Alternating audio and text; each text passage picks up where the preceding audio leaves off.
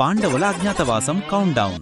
ఒకవైపు 12 నెలల గడువు ముగియడానికి కేవలం కొన్ని రోజులే ఉన్నాయి. మరోవైపు కీచకుడి వధ కారణంగా పాండవులు విరాట నగరంలో ఉన్నారని దుర్యోధనుడికి ఖచ్చితంగా తెలిసిపోయింది. ఇప్పుడు దుర్యోధనుడు వేసిన ట్రాప్ ఏంటో తెలుసా? గోగ్రహణం, ఆవుల దొంగతనం. రాజు విరాటుడి సంపదను దోచుకుంటూ పాండవులను ఖచ్చితంగా ఆయుధం పట్టేలా చేసి గడువు ముగియకముందే వారిని గుర్తించడానికి పన్నిన మాస్టర్ ప్లాన్ ఇది.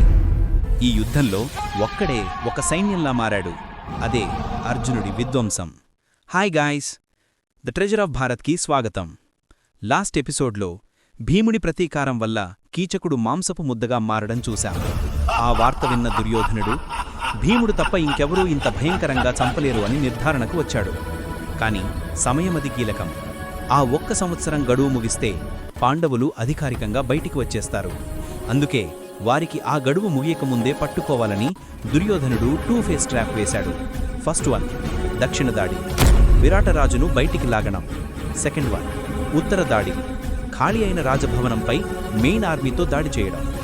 ఈ 2 ఫేస్ ప్లాన్ విరాట రాజ్యాన్ని ఎలా అతలాకుతలం చేసింది? బృహన్నలగా ఉన్న అర్జునుడు తన నిజరూపం ఎలా చూపించాడు? ఈ వీడియోలో డీటెయిల్గా చూద్దాం. దుర్యోధనుడి స్నేహితుడైన సుశర్మ అంటే త్రిగర్తరాజు దక్షిణ దిశలో ఆవులను దొంగిలించడానికి పంపబడ్డాడు. విరాటరాజు తన సైన్యంతో కంకుభట్టు, వలలుడు వంటి అనుచరులతో యుద్ధానికి బయలుదేరాడు. అక్కడ విరాటరాజు సుశర్మ చేతిలో ఓడిపోతాడు. అప్పుడు పాండవులు తమ వేషాల్లోనే అసలైన యుద్ధ నైపుణ్యాన్ని ఉపయోగించి రాజును విడిపించి సుశర్మను ఓడించారు. సరిగ్గా అదే సమయంలో దుర్యోధనుడు, ద్రోణుడు, భీష్ముడు, కర్ణుడు వంటి కురు సైన్యం మొత్తం ఉత్తర దిశలో విరాటరాజు ఆవులను దొంగిలించడానికి దాడి చేశారు. విరాటరాజు, అతని 4 సోదరులు దక్షిణ దిశలో యుద్ధంలో ఉండటం వల్ల రాజభవనంలో ఉన్నది కేవలం యువరాజు ఉత్తరకుమారుడు మాత్రమే. ఇంత పెద్ద సైన్యాన్ని చూసిన ఉత్తరకుమారుడు భయంతో వణికిపోయాడు. యుద్ధం చెయ్యనని, రథన్మరపనని పారిపోవాలని చూశాడు.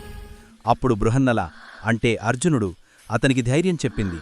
యువరాజా, భయపడకు, నేను నిన్ను కాపాడుతాను, నువ్వు నా రథసారథిగా ఉండు అని ఒప్పించింది. అర్జునుడు ఉత్తరకుమారుడిని రథసారథిగా తీసుకుని పాండవులు ఆయుధాలు దాచిన శమీ వృక్షం అంటే జమ్మీ చెట్టు వద్దకు వెళ్లాడు. ఇక్కడే అత్యంత ముఖ్యమైన మలుపు. అర్జునుడు ఆయుధాలు తీసే సమయంలో వారి అజ్ఞాతవాసం గడువు అప్పుడే ముగిసింది. అర్జునుడు బృహన్నల వేషాన్ని తీసివేసి తన గాంధీవాన్ని మిగిలిన పాండవుల ఆయుధాలను పూజించి తన అసలు రూపాన్ని వీరుడిగా చూపించాడు. ఉత్తరుడు ఆశ్చర్యంతో మూర్ఛపోయాడు. అర్జునుడు స్పృహ కోల్పోయిన ఉత్తరుణ్ణి రథసారథి స్థానంలో కూర్చోబెట్టి తానే రథాన్ని నడుపుతూ మొత్తం కురు సైన్యానికి ఎదురెళ్లాడు. అర్జునుడు ఒక్కడే ద్రోణుడు, భీష్ముడు, కర్ణుడు, అశ్వత్థామ వంటి మహారథులతో యుద్ధం చేశాడు. అర్జునుడు తన దైవాస్త్రాలతో ఆ కురు సైన్యాన్ని పూర్తిగా ఓడించాడు. వారిని అవమానించడానికి భీష్ముడి కిరీటం, కర్ణుడి చెవిరింగుడు, ద్రోణుడు అస్త్రాలు వంటివి మాత్రమే సేకరించుకొని వారిని యుద్ధభూమి నుండి పారిపోయేలా చేశాడు. ఆవులను రక్షించి ఉత్తరకుమారుడిని విజేతగా చూపించడానికి అర్జునుడు మళ్లీ బృహన్నల వేషం వేసుకుని రాజభవనంలోకి ప్రవేశించాడు. చూశారా, భీముడి ప్రతీకారం వల్ల మొదలైన ఆ యుద్ధం అర్జునుడిని మళ్లీ ప్రపంచానికి పరిచయం చేసింది. కేవలం ఒక్క వీరుడు యావత్ కురు సైన్యాన్ని ఎలా ఓడించాడో ఈ ఘట్టం నిరూపించింది. కానీ ఈ విజయం తర్వాత అసలైన సమస్య మొదలైంది. పాండవుల అజ్ఞాతవాసం గడువు ముగిసింది. ఇప్పుడు వారికి తమ రాజ్యం తిరిగి ఇవ్వాలా లేదా? దుర్యోధనుడు ఏ నిర్ణయం తీసుకున్నాడు? ఈ యుద్ధం శాశ్వతంగా ఆగిపోయిందా? తెలుసుకోవాలంటే మా నెక్స్ట్ వీడియో సంజయ రాయభారం అస్సలు మిస్ అవ్వకండి.